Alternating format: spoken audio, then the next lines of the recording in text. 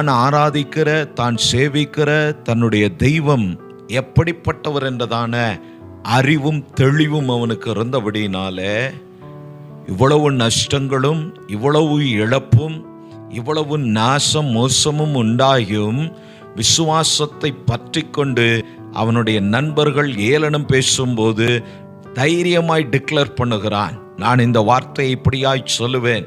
யோபு காலத்தில் ஊழியர்கள் தீர்க்கதரிசிகள் இருந்தாரோ என்னவோ தெரியவில்லை.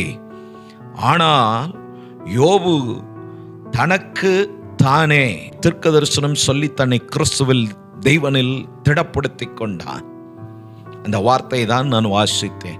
மனமே சோர்ந்து போன இவைகளை பார்த்து, நஷ்டங்களை பார்த்து உடைந்து போன தன் ஆத்துமாவை பார்த்து சங்கீதக்காரன் சொல்லுவது போல, என் ஆத்துமாவே ஏன் எனக்குள் கலங்குகிறாய், ஏன் எனக்குள் தியங்குகிறாய். சங்கீதக்காரனாய் தாவீது சொன்னது போல, என் ஆத்துமாவே ஏன் எனக்குள் கலக்கமடைகிறாய், ஏன் எனக்குள் தியங்குகிறாய், உன் முகத்துக்கு இரட்சிப்பாய் இருக்கிற தேவனை நோக்கி காத்துரு என்று சொல்லி இருக்கிறார்.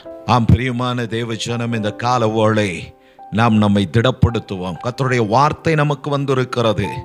இந்த பரிசுத்தவான்கள் எல்லாம் தங்களுடைய போராட்டங்களில் எழுதின வார்த்தைகள், தேவனுடைய அன்பை, தேவனுடைய மகத்துவத்தை அவர்கள் ருசித்து பார்த்து அனுபவித்து நம்மை தைரியப்படுத்த எழுதின வார்த்தைகள்.